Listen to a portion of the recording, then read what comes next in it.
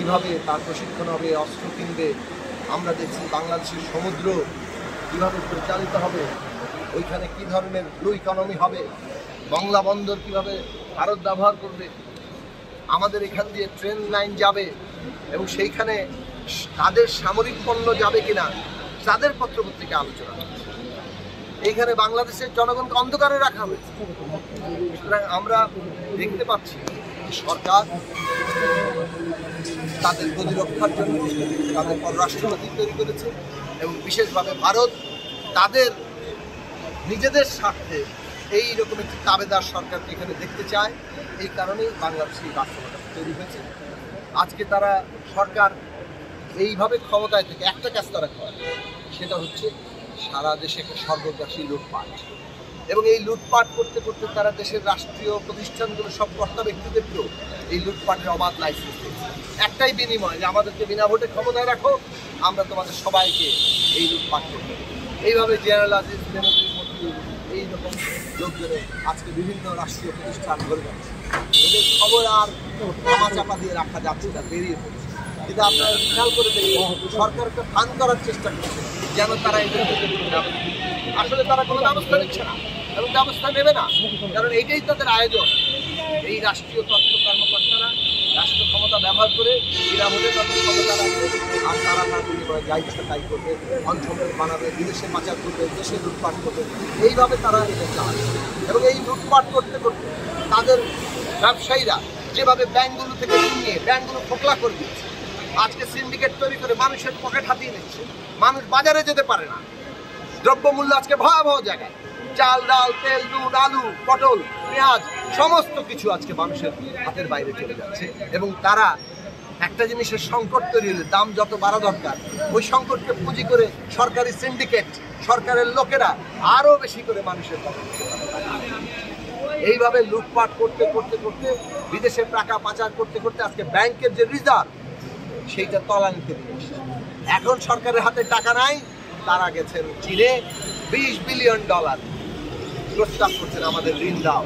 ইতিমধ্যে $100 বিলিয়ন বাংলাদেশের জনগণের ঘাড়ে ঋণ।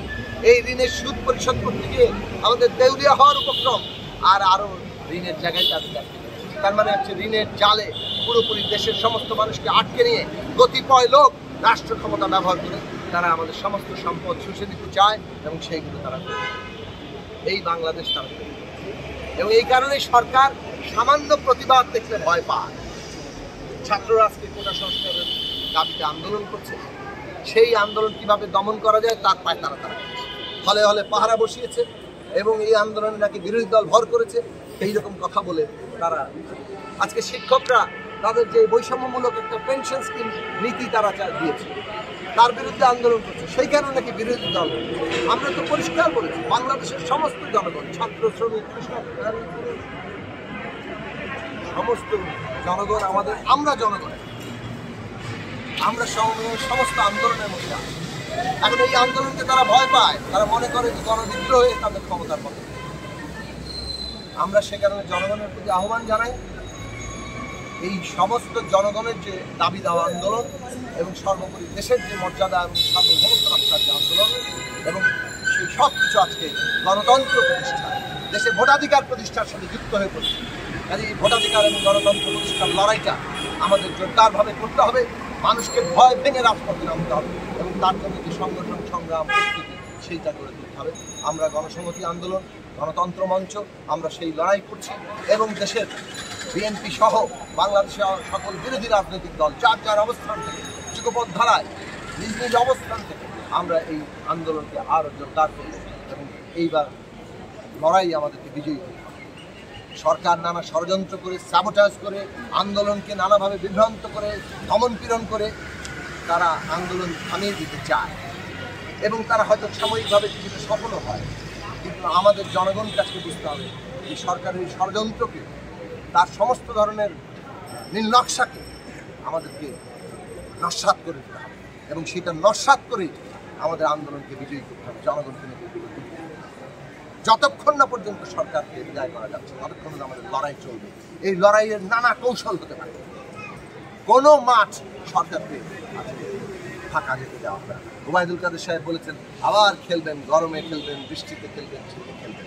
মানে তার খেলা মানেই তো ষড়যন্ত্র, তার খেলা মানেই তো নির্লজ্জা, তার খেলা মানেই হচ্ছে জনগণকে নানাভাবে বিপদে ফেলা। এইসব খেলাধুলা মানুষ আর নেবে না। মানুষ সরকারের সাথে তাদের নিজেদের খেলা খেলবে, এই সরকারকে বিদায়। ধন্যবাদ।